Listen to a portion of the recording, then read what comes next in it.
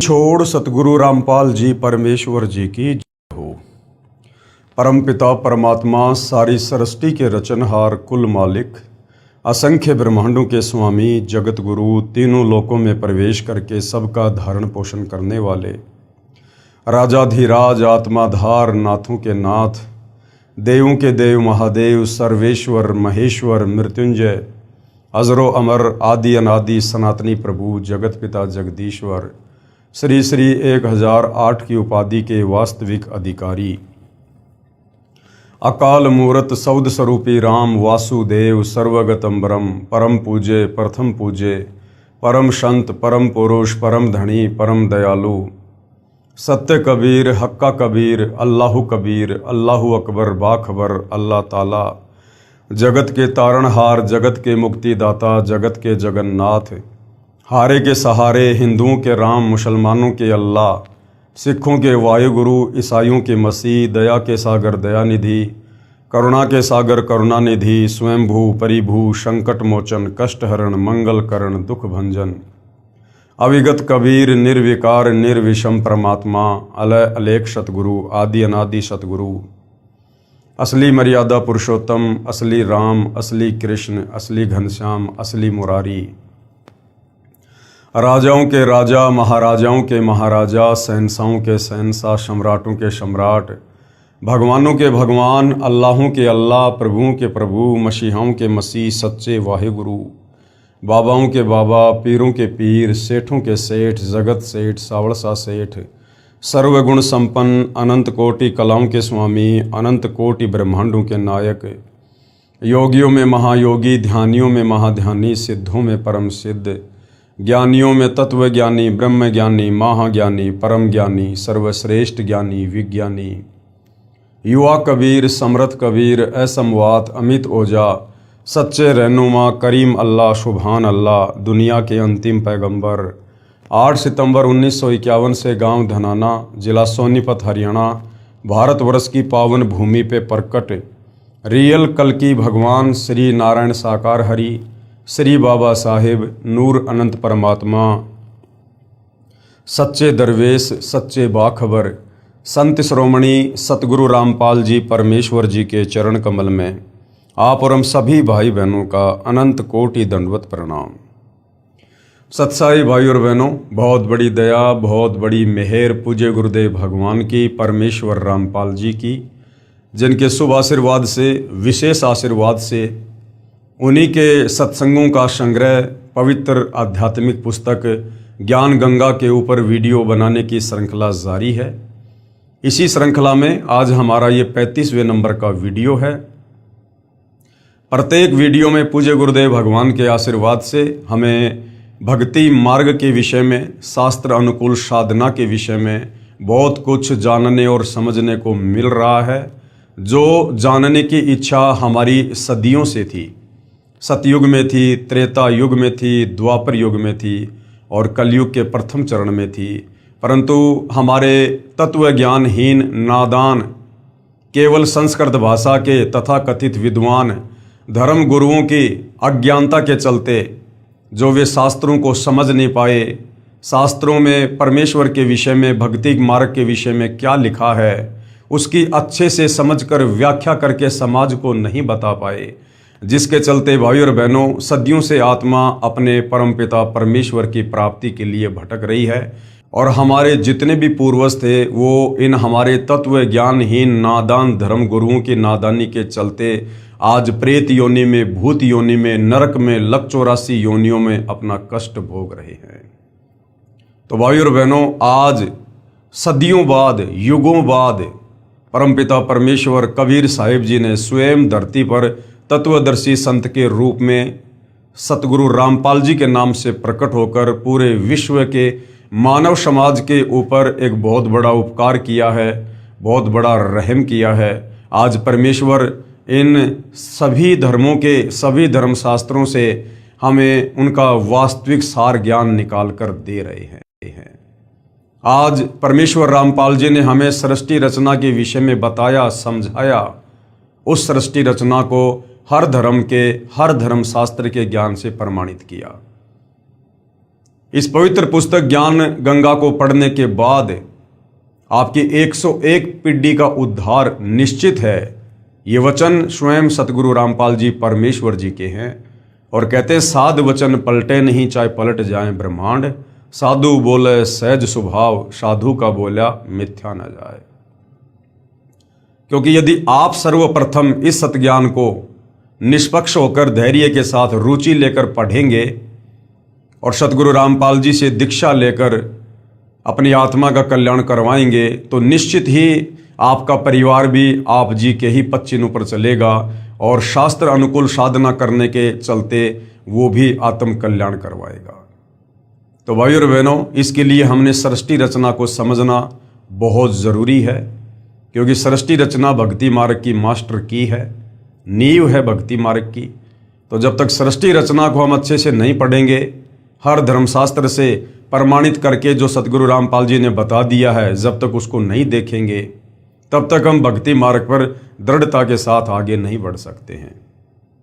तो सृष्टि रचना को आप जब भी सतगुरु रामपाल जी के सत्संग सुनना शुरू करें, सर्वप्रथम 2, 4, 5 बार आप सृष्टि रचना को अवश्य सुनिए और पवित्र पुस्तकों से अवश्य पढ़िए।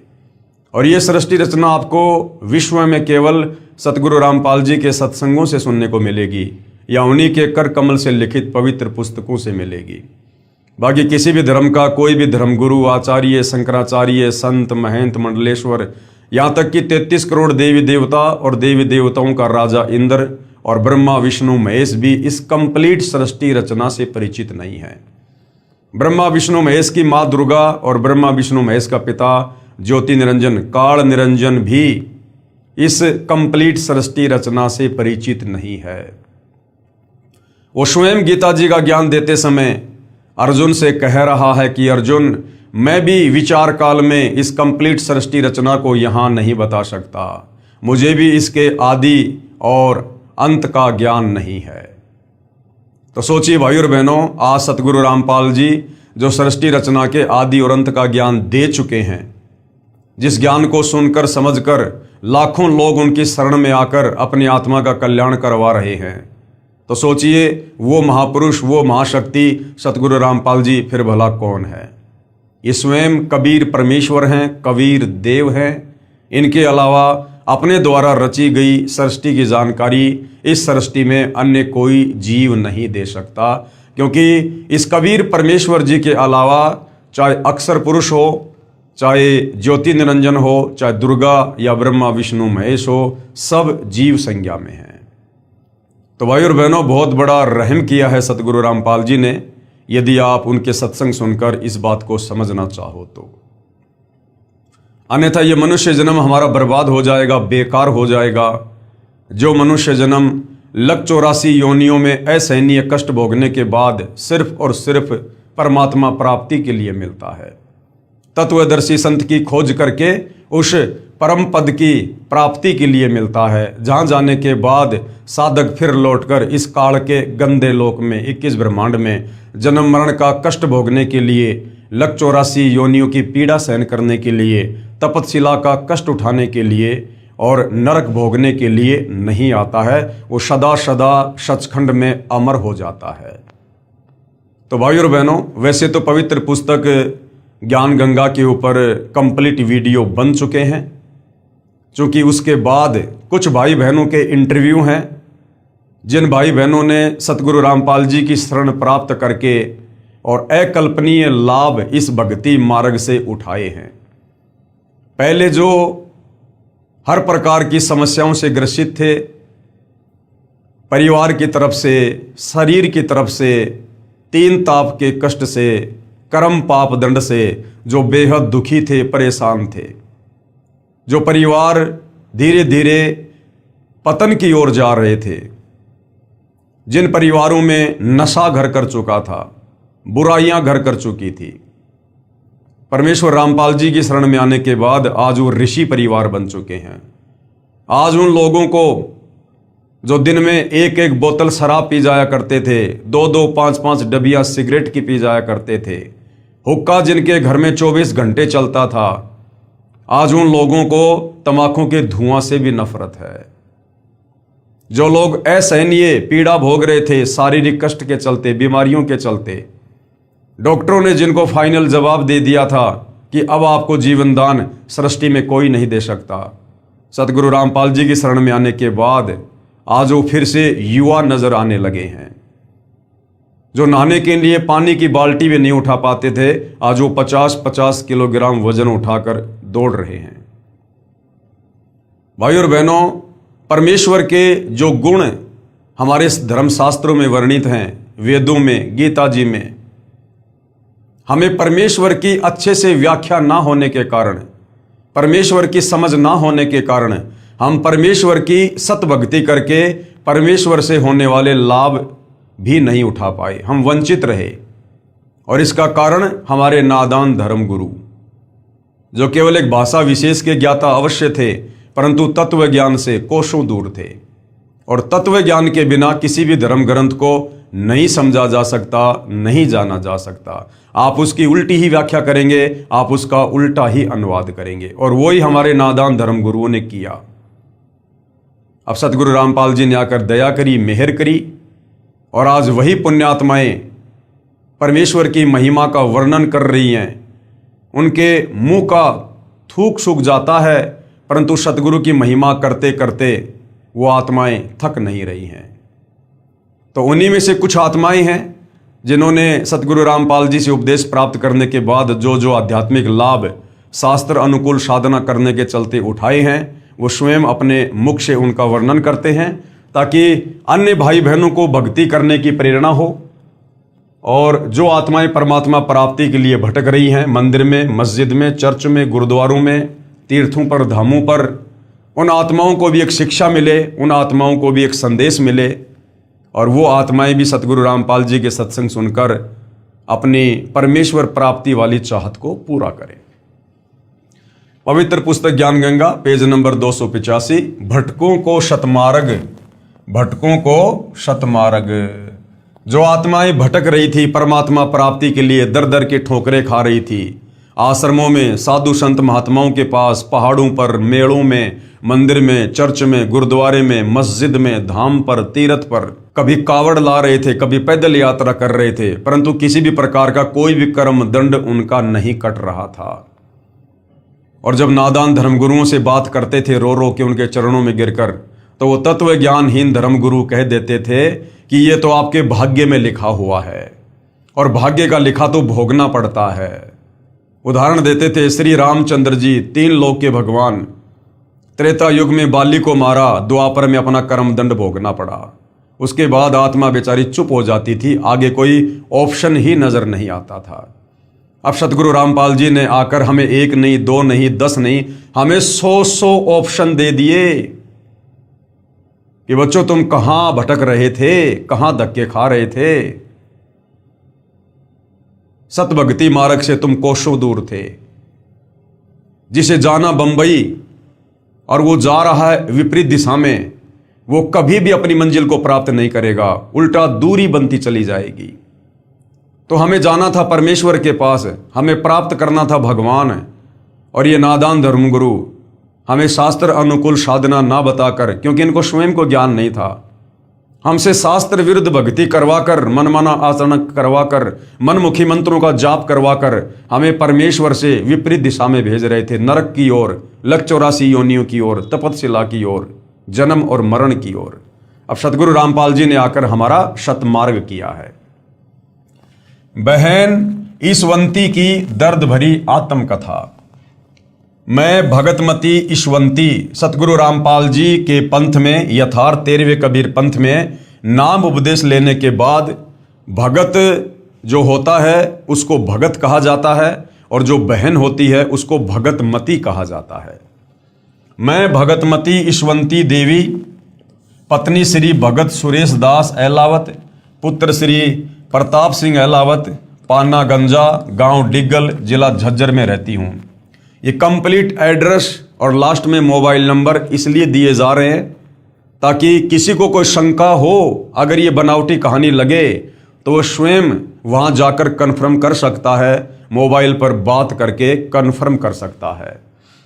हे बंदी छोड़ सतगुरु रामपाल जी। बंदी छोड़ का मतलब होता है जो महापुरुष, जो परमेश्वर हमें इस काल के द्वारा लगाए गए कर्म बंधनों से छुड़वाकर हमारी आत्मा का मोक्ष करवा दे, उसको कहते बंदी छोड़। और मेरा परिवार आपके चरणों की धूल है। आपने हमें वो सुख दिया जिसकी हम अपने इस जीवन में कभी कल्पना भी नहीं कर सकते थे। आज मैं अपनी आप बीती यहां लिख रही हूं, जिसकी आपने हम पर कृपया बख्शी है, ताकि हमारी इस दुख भरी कहानी को पढ़कर हमारे की तरह दुखी परिवार भी आपके आशीर्वाद से कल्याण करवा सके। हमारा जीवन बिल्कुल अंधकारमय था। अगर आपके चरणों में नहीं आते तो आज हम जीवित नहीं होते। यजुर्वेद में लिखा है कि कबीर परमेश्वर अपने साधक को जो मृत्यु के निकट पहुंच चुका हो, या मृत्यु शैया पर हो, या धर्मराज के दरबार में खड़ा हो, उसको धर्मराज के दरबार से छुड़वाकर 100 वर्ष की उम्र प्रदान करता है। यदि उसके अंग भंग हों तो परमेश्वर उसको स्वस्थ आंखें देता है, उसके अंगों को परमेश्वर पुनः जीवित करता है। ये परमेश्वर के गुण हैं। वो भक्ति करने वाले को, अंधे को आंख देता है, कोढ़ी को काया देता है, बांझ को पुत्र देता है, निर्धन को माया देता है, रोगी को स्वस्थ शरीर देता है। लेकिन हम सदियों से भक्ति कर रहे हैं, परंतु इस प्रकार के लाभ हम कभी भी प्राप्त नहीं कर पा रहे थे, क्योंकि हम शास्त्रों के विरुद्ध धर्मगुरुओं के कहने पर मनमाना आचरण कर रहे थे। और गीता अध्याय 16 श्लोक 23 और 24 के अनुसार जो व्यक्ति शास्त्र विधि को त्याग कर मनमाना आचरण भक्ति करता है, उसकी ना कोई परम गति होती है, ना वो सिद्धि को प्राप्त होता है, ना उसके कार्य सिद्ध होते हैं।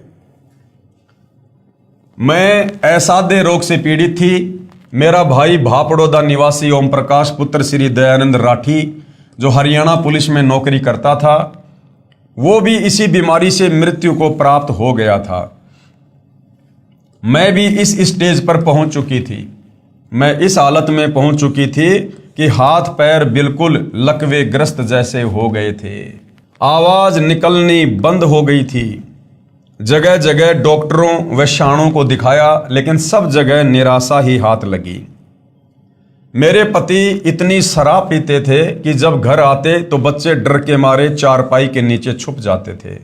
घर के बर्तन तक शराब के लिए बेच डाले और सिर पर कर्जा चढ़ा लिया। अब सोचो भाई और बहनों, घर की मुख्य स्त्री इस कदर बीमारी से ग्रस्त, ना मुंह से आवाज निकाल रही है, लकवे जैसी हालत हो गई, मृत्यु शैया पर, और जिसका पति रोजाना शराब पीता है, नशे में धुत अपने बच्चों को मारता है। बच्चे अपने बाप से डरकर चारपाई के नीचे छुप जाते हैं।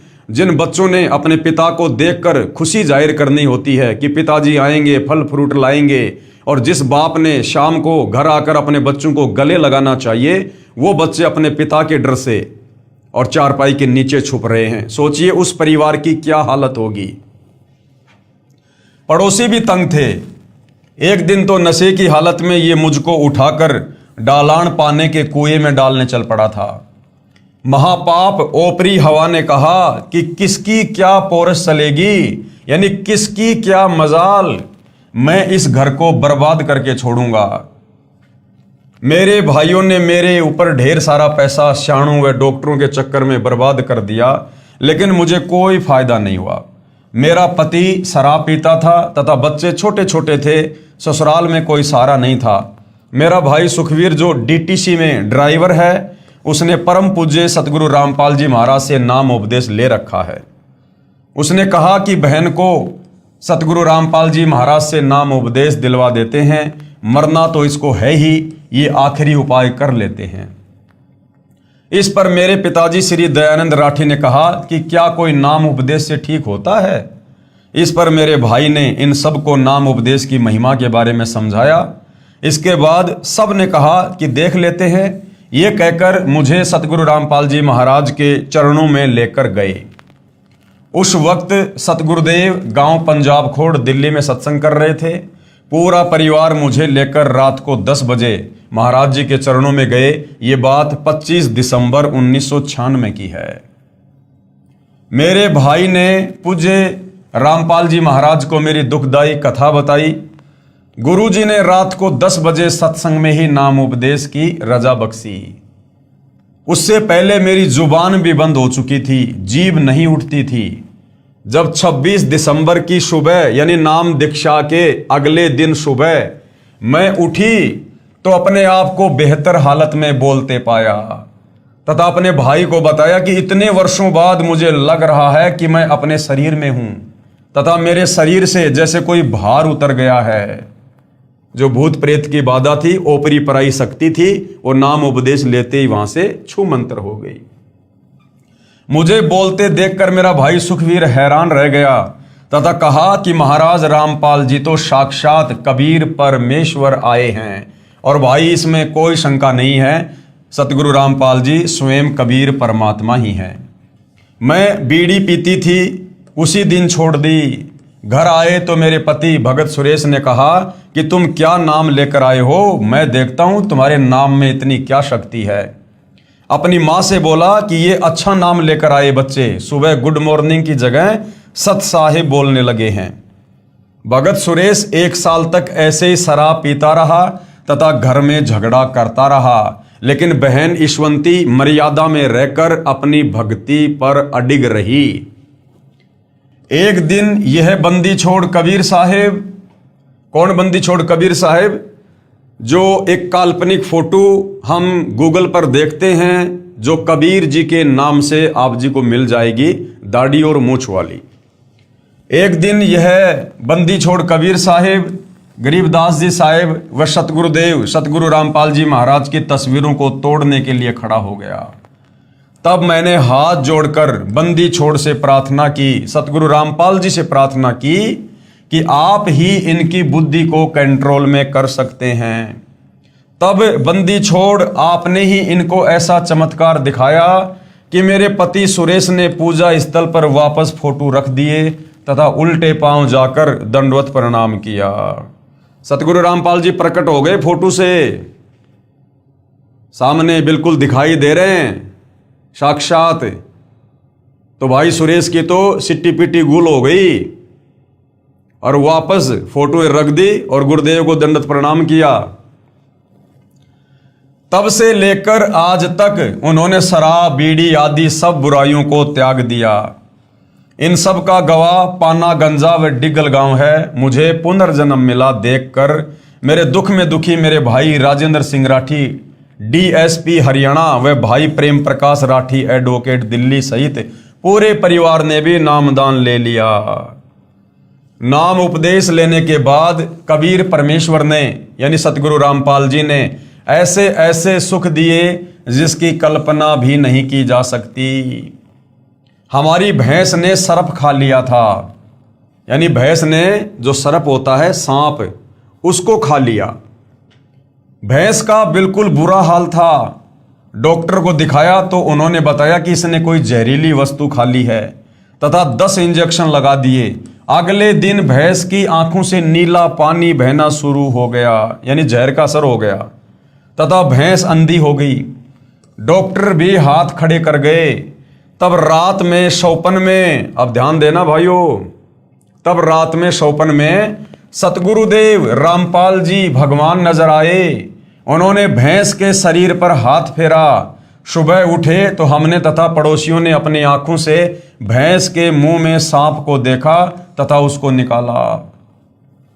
अब चाहते तो सतगुरु रामपाल जी बिना शौपन में दर्शन दिए भी भैंस को स्वस्थ कर सकते थे, सांप को बाहर निकाल सकते थे, लेकिन इस प्रकार के हल्के फुल्के चमत्कार परमात्मा जी इसलिए दिखाते हैं ताकि भक्ति करने वाली भगत आत्मा को विश्वास हो कि वास्तव में ये यहाँ हमारा नुकसान होना था, लाखों रुपयों का भैंस मरनी थी, लेकिन आज मैं गुरुदेव भगवान की शरण में हूँ, इसलिए मेरे परमेश्वर की रजा से हमारी भैंस स्वस्थ हुई है। तो इस प्रकार के छोटे मोटे चमत्कार गुरुदेव अपने भक्तों के विश्वास को बनाए रखने के लिए करते हैं। भैंस स्वस्थ हो गई तथा पूरा दूध देने लग गई। ऐसे ऐसे पता नहीं कितने सुख आपने हमें दिए। कल तक हमारे पास 10 रुपए तक नहीं थे।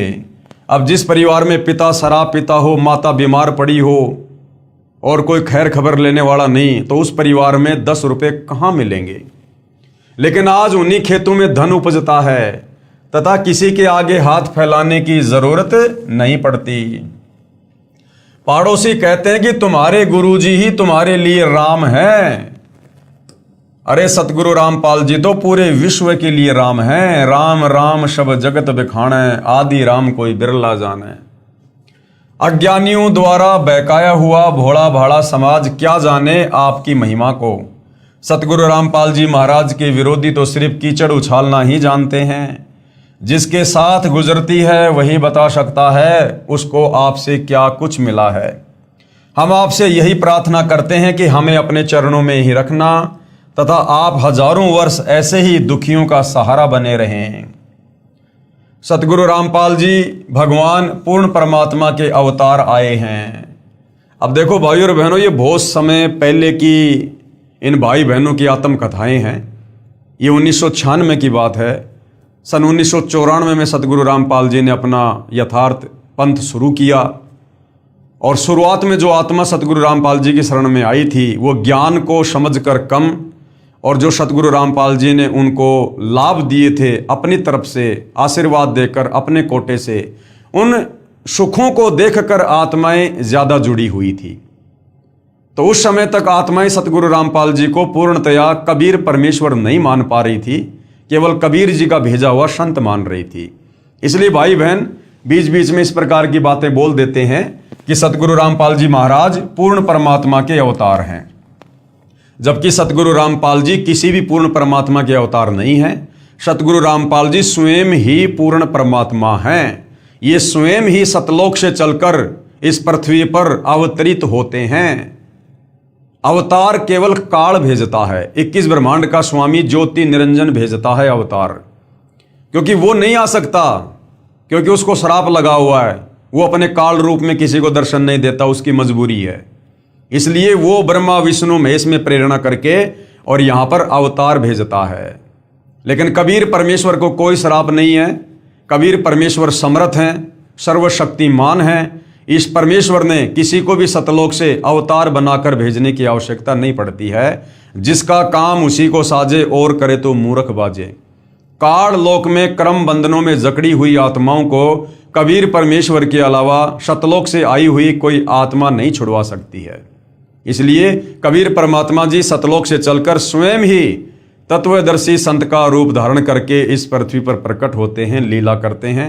ये वेद साक्षी हैं, ये गीता जी साक्षी है।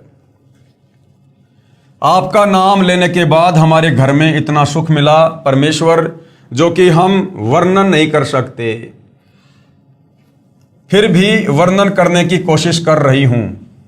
मैंने आपसे सन 1996 में नाम उपदेश लिया। उसके करीब 1.5 साल के बाद एक घटना घटी जो इस प्रकार है।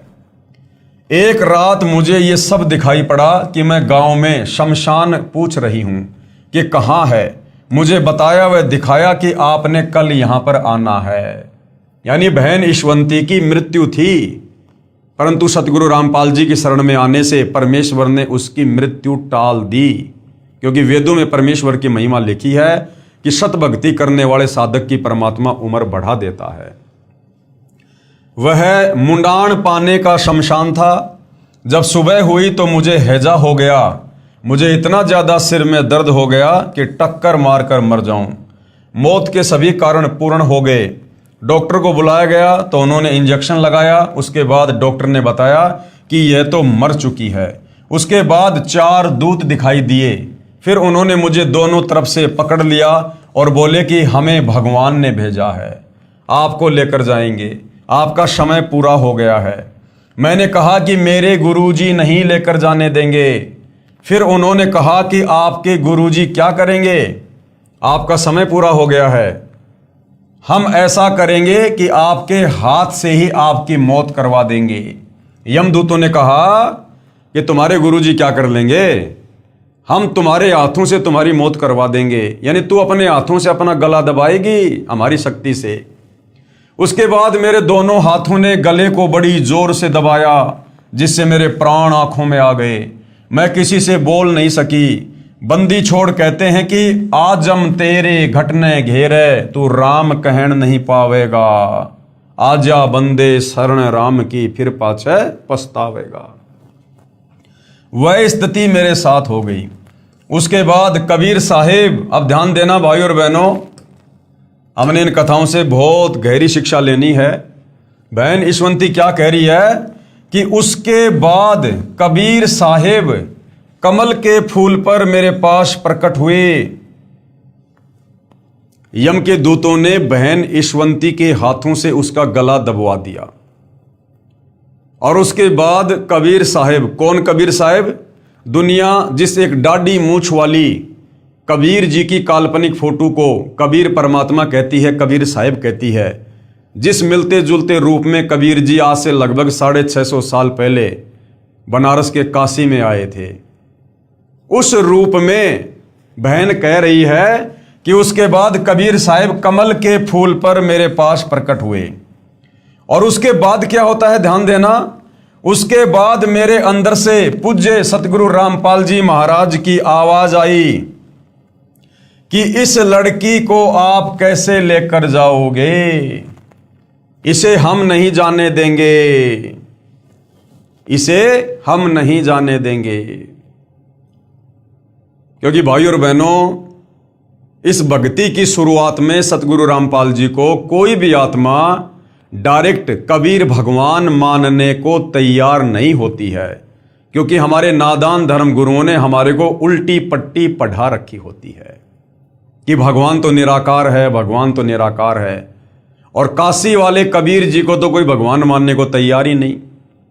तो बहन ईशवंती, जिसने सन 1996 में सतगुरु रामपाल जी से दीक्षा ली, लेकिन बहन भी अच्छे से ज्ञान को समझकर सतगुरु रामपाल जी को ही कबीर भगवान नहीं मान पा रही थी। बहन की दृष्टि में कबीर भगवान यानी बंदी छोड़ वो दाढ़ी मूछ वाली कबीर जी की समझे जाने वाली काल्पनिक फोटो थी। तो बहन ने उसी को याद किया। तो उधर से कबीर परमात्मा सतगुरु रामपाल जी, जो वास्तव में कबीर भगवान है, वो उस दाढ़ी मूछ वाला रूप बनाकर और बहन के पास में प्रकट हो गए उसके विश्वास के लिए। क्योंकि जब तक भगत की आस्था जिसमें रहेगी, वो चाहे किसी की भी भक्ति कर रहा है, परमात्मा उसी रूप में आकर उसकी रक्षा करता है। तो बहन ईशवंती ने नाम तो ले रखा सतगुरु रामपाल जी से, लेकिन भगवान मान रखा था दाढ़ी मूछ वाली कबीर की फोटो को। तो बहन के विश्वास के लिए वहां पर कमल के फूल पर सतगुरु रामपाल जी ने ही वो दाढ़ी मूछ वाला रूप बनाया और प्रकट हो गए। लेकिन अंदर से जो आवाज आई, वो आई सतगुरु रामपाल जी की। और क्या कहा? उसके बाद मेरे अंदर से पूज्य सतगुरु रामपाल जी महाराज की आवाज आई कि इस लड़की को आप कैसे लेकर जाओगे, इसे हम नहीं जाने देंगे, इसे तो हम चाहेंगे तब लेकर जाएंगे, इसका अगर पैर भी काट दोगे तो हम वह भी जोड़ देंगे। साथ में गुरुजी ने काफी बातें कही जो सब वर्णन नहीं हो पा रही हैं। उसके बाद यम के दूत भाग गए। उसके बाद गुरुजी ने मुझे कहा कि बेटी डर मत, तेरी मौत को हमने टाल दिया, अब हम चाहेंगे तब लेकर जाएंगे। दूसरा कारण क्या था भाइयों और बहनों? जब आप अध्यात्म की गहराई में जाएंगे, सतगुरु रामपाल जी के सत्संग सुनेंगे तो आपको पता चलेगा। जब कबीर परमात्मा प्रथम बार सतलोक से चलकर अपने पुत्र जोगजीत का रूप बनाकर 21वें ब्रह्मांड पर, जहां पर ये ज्योति निरंजन काल ब्रह्म रहता है, तपतशिला पर जीव भून भून के खाता है, वहां पर इस काल निरंजन की और कबीर परमात्मा की अपने पुत्र जोगजीत के रूप में मुलाकात हुई थी। तो काफी कुछ वरदान कबीर परमेश्वर ने इस काल को दिए थे। और इस काल में एक वचन ये भी मांगा था कि मैं आपका रूप बना सकूं, ये आप मुझे वरदान दे दो। तो कबीर परमेश्वर जो अपने पुत्र जोगजीत के रूप में थे, परमेश्वर ने कहा कि ठीक है भाई, आप मेरा रूप बना लेना। मेरे जिस भगत के पास में सत भक्ति मंत्र होगा, शब्द होगा, उसको तू कुछ नहीं कर पाएगा। अक्के वचन भर लो, वचन भर लिया, अकबर लिया भाई। न्यो बोला जी कि चारों युगों में, 3 युगा में जीव थोड़े ले जाना, सतयुग, त्रेता और द्वापर, और चौथा युग जब आवे कलयुग, कितने ले जाइयो। न्यो बोला वह बड़ी अड़ाई तन तया। अच्छा भाई कोई बात नहीं। दूसरा यह है कि मैं आपका रूप बना सकूं, मैंने ये आज्ञा दे दो। अग बना लिए तेरे रूप तक के आंट लागेगी, मेरे अंश के पास जिस पास नाम होगा तेरा रूप रह ही नहीं सकता उसके आगे। तो फिर और कहा कि आप जब जाओ ना मृत मंडल में तो एक जगन्नाथ के मंदिर को बनवाइयो, क्योंकि वो काल समुद्र नहीं बनन देगा, मेरा अंश कृष्ण रूप में जाएगा, कृष्ण बौद्ध रूप में, और अपना मंदिर बनवाओगा, पर समुद्र नहीं बनन देगा। बनवा दूंगा भाई। फिर कहते हैं कि त्रेता युग में समुद्र पर पुल बंधवाइयो। अकाछे पंगे पाए रहते थे। तो भाई और बहनों, इस काल ब्रह्म ने, इस ज्योति निरंजन ने वो रूप क्यों मांगा था? क्योंकि काल निरंजन ने दिमाग लगाया कि ये जो जोगजीत है, जो मेरा भाई है, क्योंकि वो पहचान नहीं पा रहा था परमात्मा उसके भाई के रूप में थे, जोगजीत के रूप में थे, अगर स्वयं अपने ओरिजिनल रूप में आ जाएं तो इसका कलेजा फट जाए। तो उसने कहा कि आप मुझे अपना रूप दे दो कि मैं ये आप वाला रूप बना सकूं, जोगजीत वाला। यस कर दी। काल ने क्या सोच के रूप मांगा था कि जोगजीत नीचे जाएगा और नीचे जाके क्या करेगा, ये जीवों को ज्ञान समझाएगा, और ज्ञान कैसे समझाएगा, उनका गुरु बनेगा, ये सतगुरु की भूमिका करेगा, तत्वदर्शी संत की भूमिका करेगा। और जो इसके भगत होंगे, क्योंकि जोगजीत नीचे जाके पूरी सृष्टि रचना बताएगा, मुझ काल के विषय में बताएगा, ब्रह्मा विष्णु महेश की स्थिति के बारे में बताएगा कि ये पूर्ण परमात्मा नहीं है, इनकी पूजा से कोई लाभ नहीं है। तो नीचे तमाम आत्माएं तत्व ज्ञान से परिचित हो जाएंगी, ये वेद शास्त्रों का खुलासा करेगा। तो जो इसके भगत होंगे वो भगत इस जोगजीत के ऊपर आश्रित हो जाएंगे और वो मुझ काल की भक्ति पूजा छोड़ देंगे, और ब्रह्मा विष्णु महेश की भी उनको जानकारी हो जाएगी, ये भी आधे अधूरे भगवान है। तो ब्रह्मा विष्णु महेश में भी उन भक्तों की किसी प्रकार की कोई आस्था नहीं होगी, अन्य देवी देवता तो बहुत दूर की बात है। तो काल ने दिमाग लगाया कि मेरी तो मजबूरी है, मैं तो डायरेक्ट अपने ओरिजिनल रूप में जाके किसी को भ्रमित में कर नहीं सकता। तो जब इस जोगजीत के भगत सतयुग में, त्रेता युग में, द्वापर में और कलयुग में, जब इस जोगजीत के भगत शरीर छोड़ने के बाद में त्रिकुटी पर आएंगे, क्योंकि त्रिकुटी एक इंटरनेशनल एयरपोर्ट है आगे किसी भी लोक में जाने का, तो काल को पता था कि जोगजीत के भगत जिनकी जोगजीत पर पूर्ण आस्था होगी, वो शरीर छोड़ने के बाद में सूक्ष्म शरीर में त्रिकुटी पर आएंगे, और यहां आने के बाद मैं उनको भ्रमित करने की कोशिश करूंगा, ठगने की कोशिश करूंगा। तो यदि मैं ब्रह्मा विष्णु महेश का रूप बनाकर लोभ लालच दूंगा, ब्रह्मा विष्णु महेश के लोक में जाने की सलाह दूंगा कि मौज करोगे, मस्ती करोगे, चलो तुम्हें बहुत बड़ा वहां पे कोई पद देंगे, तो जोगजीत के भगत जो तत्व ज्ञान से परिचित हैं, धर्मशास्त्रों से परिचित हैं, ब्रह्मा विष्णु महेश की औकात से, सामर्थ्य से परिचित हैं, वो ब्रह्मा विष्णु महेश के चक्कर में नहीं आएंगे। और मैं अपना रूप काल वाला बना नहीं सकता, मेरी मजबूरी है। तो उन भक्तों को यदि ठगा जा सकता है तो उनके गुरु का रूप बनाकर ठगा जा सकता है, क्योंकि भगत तो अपने गुरु के कहने से आगे आगे चलेगा। तो काल ने सोचा कि जोगजीत नीचे जाएगा, गुरु बनकर ज्ञान देगा, और गुरु पर उनके भक्तों की आस्था होगी। और फिर जब त्रिकुटी पर ये भगत आएंगे तो मैं जोगजीत का रूप बनाकर, ये दाढ़ी मूंछ वाला रूप बनाकर, जिसे आज दुनिया कबीर परमात्मा कहती है, कबीर साहिब कहती है, जो रूप इस काल ने मांग रखा है कि मैं ये वाला रूप बनाकर और उन भगतों को ठग लूंगा। भगत सोचेंगे हमारे गुरुजी खड़े, हमारे गुरुजी, और मैं उनको कहूंगा बच्चों आ जाओ मेरे पीछे पीछे, चलो शतलोक, और मैं उनको नकली शतलोक में ले जाकर ठोक दूंगा। इसलिए जोगजीत ने वो रूप मांगा था। तो यहां बहन ईश्वंती के पास में, क्योंकि अब हमने दूसरे पहलू से विचार करना है, तो बहन ईश्वंती के पास में उसके प्राण लेने के लिए वो काल जोगजीत का रूप बनाकर, जिसको दुनिया कबीर जी समझ रही है, दाढ़ी मूछ वाली फोटो, उस रूप में आया उसके प्राण लेने के लिए, ताकि ईश्वंती उसे परमात्मा समझकर, कबीर साहिब समझकर, और उसके साथ साथ चली जाए और काल उसे अपने जाल में फंसा ले, लक 84 में डाल दे। तो जैसे ही बहन ईश्वंती ने देखा, क्योंकि उसकी आस्था उस फोटो में थी कि कबीर जी यही हैं दाढ़ी मूछ वाले, वो उसी को पूजा करती थी, गुरु जी को केवल अपना गुरु जी माना करती थी, सतगुरु रामपाल जी को। तो बहन ईशवंती ने देखा कि बंदी छोड़ आ गए, कबीर साहब आ गए भाई। लेकिन वो उस समय काल था बंदी छोड़ के रूप में, जोगजीत के रूप में, दाढ़ी मूछ वाले रूप में, क्योंकि उसने वरदान मांग रखा है। तो वो कुछ कहता उससे पहले सतगुरु रामपाल जी, रियल कबीर, अंतर्यामी परमात्मा, बहन ईशवंती के अंदर से आवाज देते हैं और उस दाढ़ी मूछ वाले कमल के फूल पर बैठे हुए काल को, जो कि कबीर के रूप में था, क्या कहा?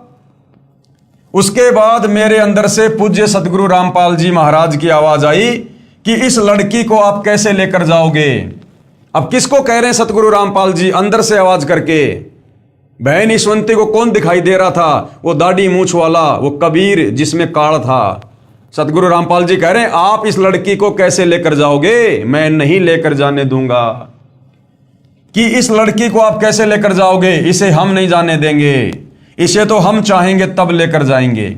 इसका अगर पैर भी काट दोगे तो हम वह भी जोड़ देंगे। साथ में गुरुजी ने काफी बातें कही जो सब वर्णन नहीं हो पा रही हैं। उसके बाद यम के दूत भाग गए, उसके बाद वो भाग गए सारे के सारे वहां से। उसके बाद गुरुजी ने मुझे कहा कि बेटी डर मत, तेरी मौत को हमने टाल दिया, अब हम चाहेंगे तब लेकर जाएंगे। इसलिए भाई और बहनों, सतगुरु रामपाल जी के पंथ में यदि वास्तव में पूर्ण मोक्ष प्राप्त करना है तो उस दाढ़ी मूछ वाली कबीर की समझे जाने वाली काल्पनिक फोटो को हमने अपने घर से, अपने घट से, अपने दिलो दिमाग से डिलीट करना पड़ेगा, निकालना पड़ेगा। क्योंकि देखो अब हम बच्चे नहीं हैं, हमें सतगुरु रामपाल जी ने अच्छे से सारा ज्ञान समझा दिया है। अब हमारे को कॉमन सेंस भी होनी चाहिए, कुछ बातें हमारे को कॉमन सेंस से भी समझ में आनी चाहिए। देखो शुरुआत में स्वयं कबीर भगवान होते हुए भी और सतगुरु रामपाल जी ने आप और हमसे भक्ति करवाने के लिए उस दाढ़ी मूछ वाली काल्पनिक कबीर की समझे जाने वाली फोटो को कबीर भगवान की फोटो बताकर आप और हमसे भक्ति करवाई। यदि गुरुजी शुरुआत में कह देते कि मैं ही कबीर हूं, 650 साल पहले धानक रूप में काशी में मैं ही आया था, तो भाई और बहनों 1994 में कोई भी सतगुरु रामपाल जी की इस बात पर यकीन नहीं करता और कोई उनके सत्संग सुनना भी पसंद नहीं करता कि ये देखो गांव धनाने का रामपाल जाट, ये कल का लड़का हमारी आंखों के सामने पैदा हुआ है और ये अपने आप को कबीर भगवान कहता है। अरे पाखंड की भी हद होती है। इस प्रकार के मन में पता नहीं क्या क्या कुविचार उत्पन्न होते, तो हम सतगुरु रामपाल जी के सत्संग सुनना भी पसंद ना करते, उनको अहंकारी समझकर अपनी नादानी के चलते। तो आप और हमें भक्ति पर लगाने के लिए सतगुरु रामपाल जी ने उस फोटो का सहारा लिया।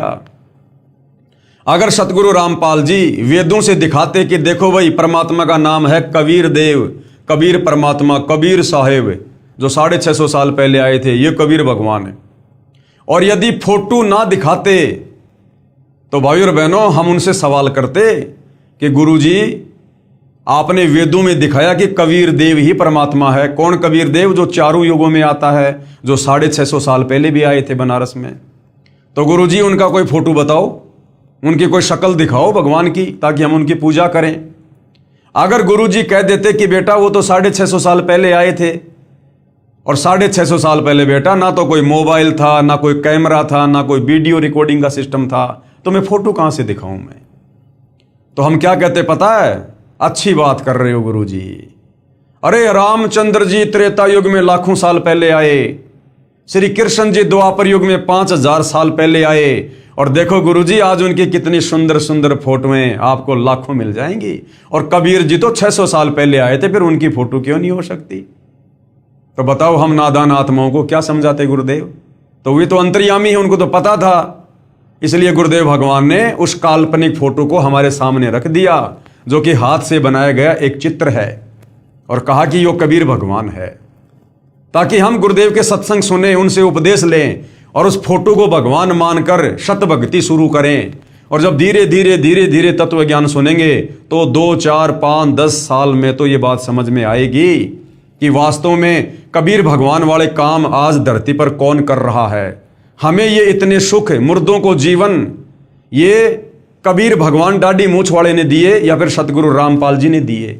हमें उपदेश देकर ये ज्ञान, शास्त्रों का गूढ़ रहस्य सतगुरु रामपाल जी ने समझाया या उस दाढ़ी मूछ वाले काल्पनिक कबीर भगवान ने समझाया? तो सतगुरु रामपाल जी ने ये सोचकर कि फिलहाल ये मुझे परमात्मा के रूप में स्वीकार नहीं करेंगे, क्योंकि ये तत्व ज्ञान से बहुत दूर हैं। इसलिए सतगुरु रामपाल जी ने उस काल्पनिक फोटो को, जो आपको गूगल पर मिल जाएगी, उसको कबीर भगवान बताकर हमारे सामने पेश किया। वो फोटो हमें दी, उस फोटो की हम पूजा करने लगे।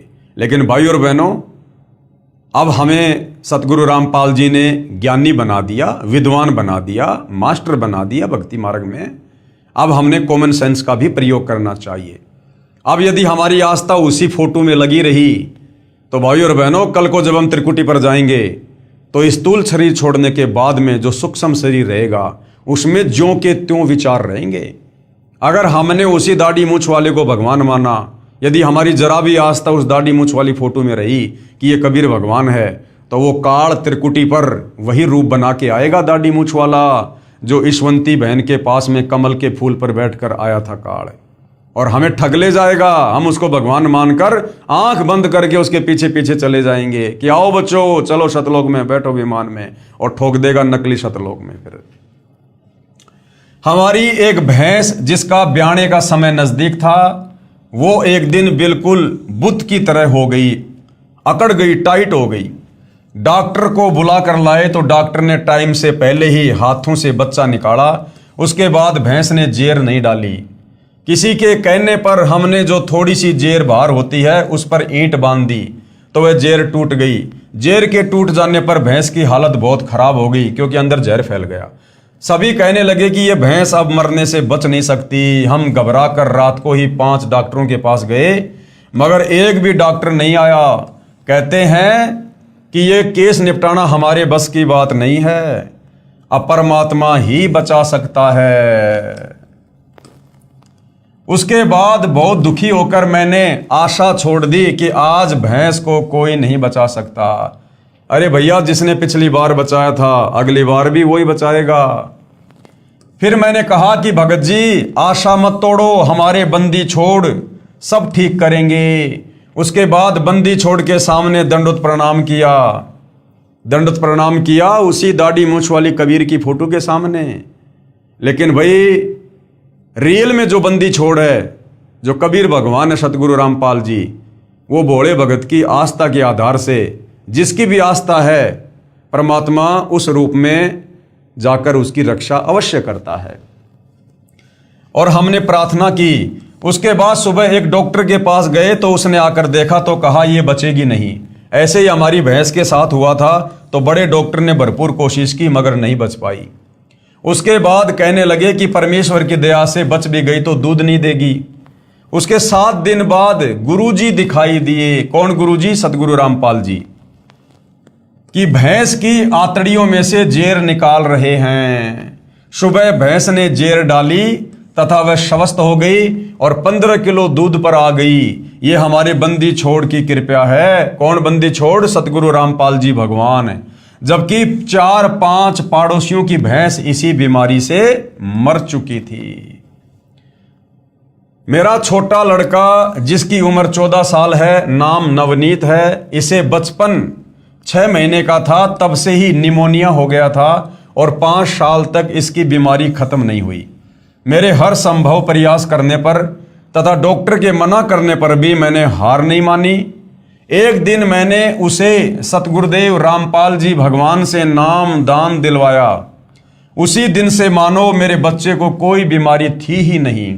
जबकि भाई और बहनों, नाम दीक्षा तो माता पिता ने पहले अपने बच्चों को दिलवानी चाहिए, यानी पूरे परिवार ने साथ साथ दीक्षा लेनी चाहिए। लेकिन यह भी बहन ईशवंती की कमजोरी थी, थोड़ा ज्ञान की कमी थी कि स्वयं ने नाम ले लिया और उसके कई दिनों बाद फिर अपने बच्चे को नाम दिलवा रही है।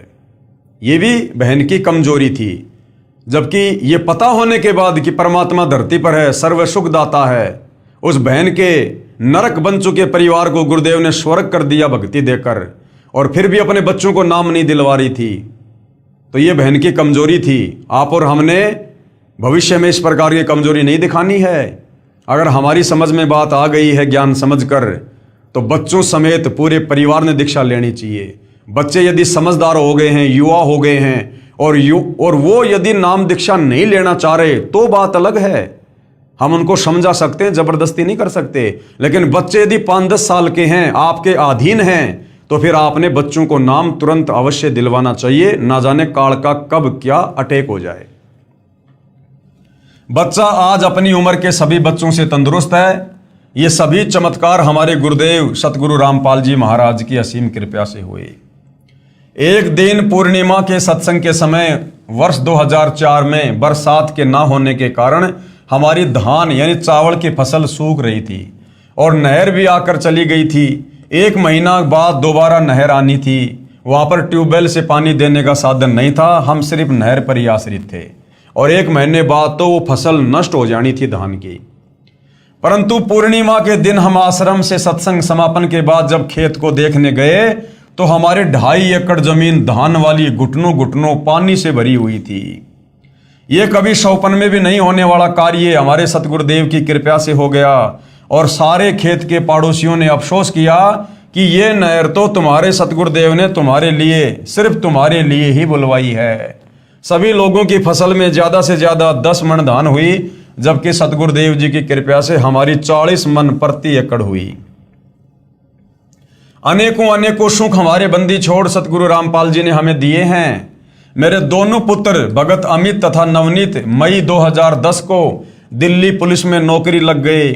मेरी तथा मेरे परिवार की तरफ से सर्व पाठकों से प्रार्थना है कि आप अति शीघ्र सतलोक आश्रम करोथा में आकर सतगुरु रामपाल जी महाराज से मुफ्त नाम दीक्षा प्राप्त कीजिए।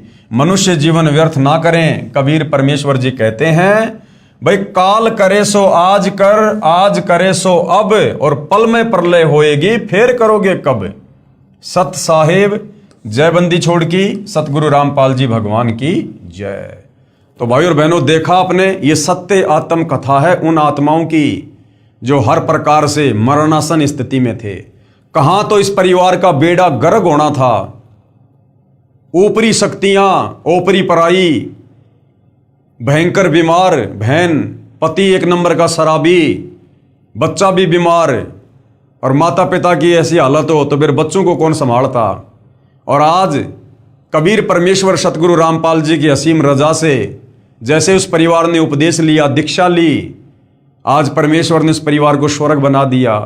बहन की बीमारी, रफू चक्कर, दोनों लड़के सरकारी नौकरी लग गए, पति ने शराब त्याग दी और आज वो परिवार सुख से अपना जीवन व्यतीत कर रहा है। तो भाई और बहनों, ऐसा परमेश्वर ही कर सकते हैं। प्रारब्ध में लिखे कष्टों को सतगुरु के अलावा, कबीर भगवान के अलावा दूसरा कोई समाप्त नहीं कर सकता। कहते माशा घटे ना तिल बदे विधाता लिखे जो लेख।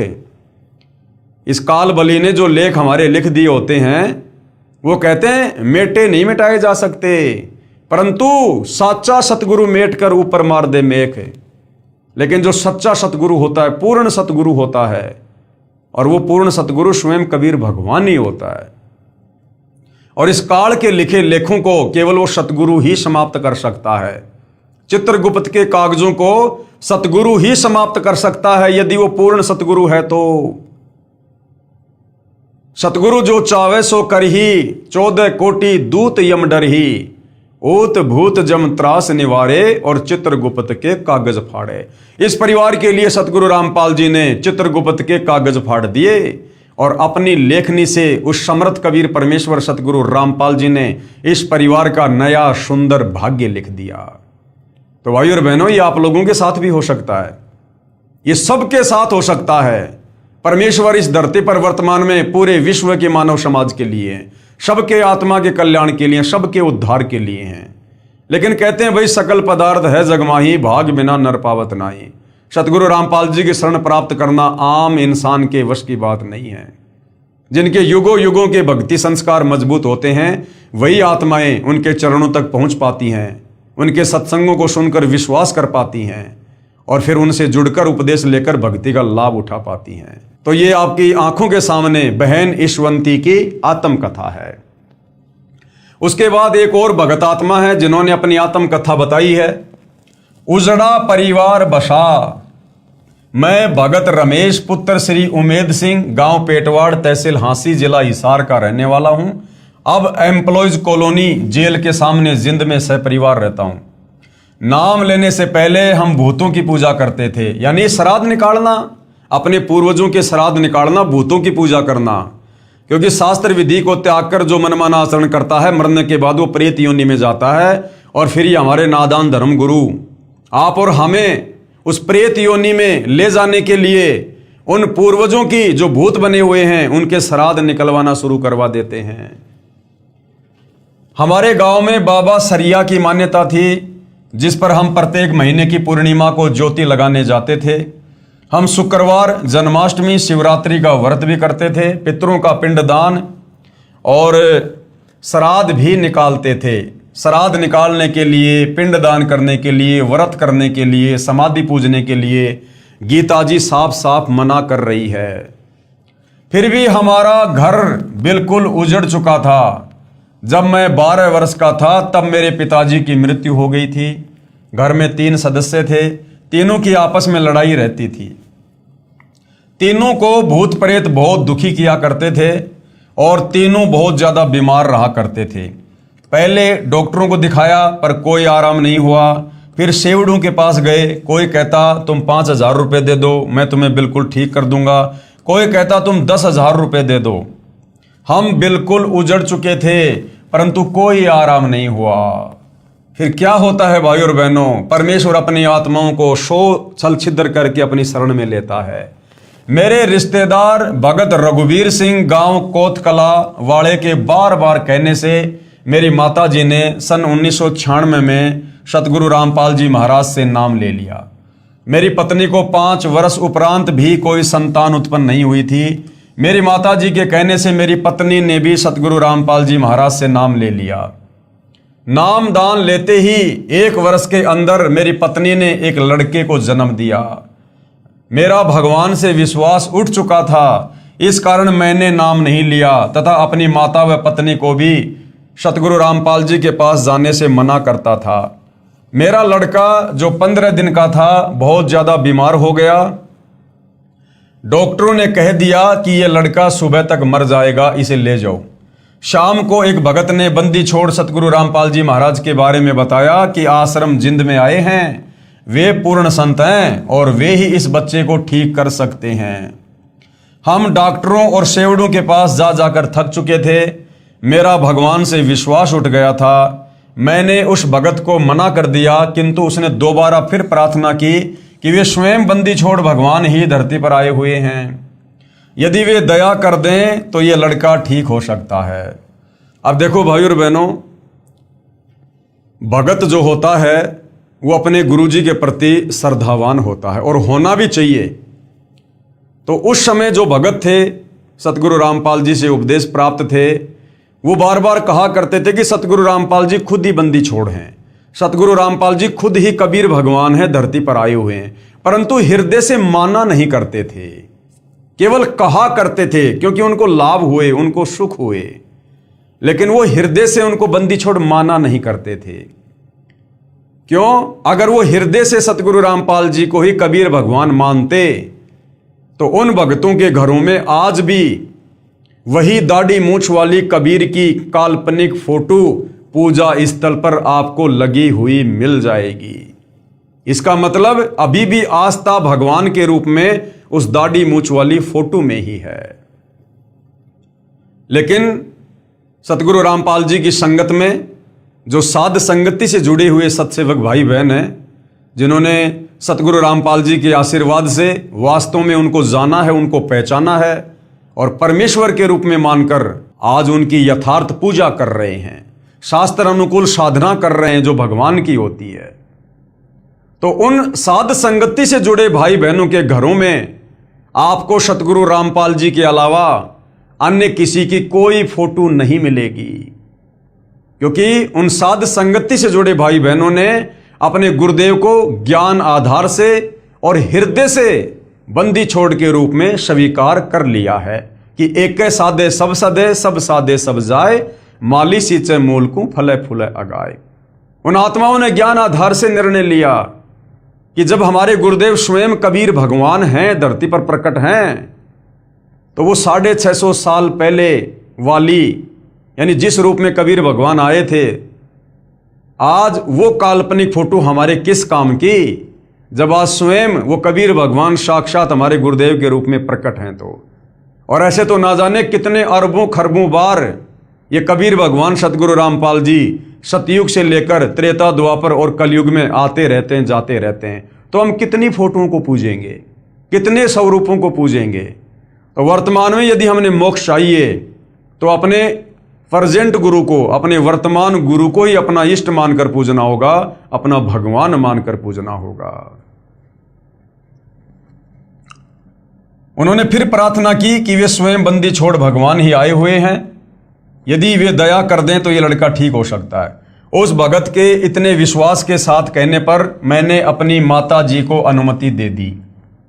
मेरी मां ने लड़के को ले जाकर सतगुरु रामपाल जी महाराज के चरणों में रख दिया और रोते हुए प्रार्थना की कि महाराज जी ये बच्चा मर चुका है, अब आप ही इसे ठीक कर सकते हो। तब बंदी छोड़ सतगुरु रामपाल जी महाराज ने कहा कि कबीर परमेश्वर की रजा से ये ठीक हो जाएगा। अब सतगुरु रामपाल जी की तो मजबूरी है कि जब तक भगत उनको कबीर परमात्मा नहीं मानेंगे तब तक सतगुरु रामपाल जी ने तो उस काल्पनिक फोटो को कबीर भगवान कहना ही पड़ेगा। तो सतगुरु रामपाल जी ने कहा कि कबीर परमेश्वर की रजा से ये ठीक हो जाएगा। अगले दिन जब बच्चे को मरना था वह ठीक हो गया। बोलो बंदी छोड़ सतगुरु रामपाल जी भगवान की जय हो। हमारा उजड़ा हुआ घर बंदी छोड़ सतगुरु रामपाल जी महाराज की कृपा से दोबारा बस गया।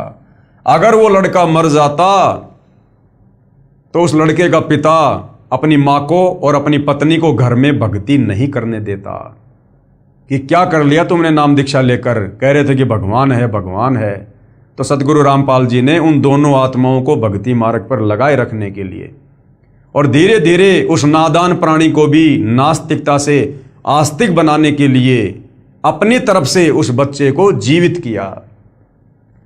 इतना चमत्कार देखकर भी पाप कर्मों की वजह से मैंने नाम नहीं लिया और पहले वाली पूजा तथा भूतों की पूजा ही करता रहा।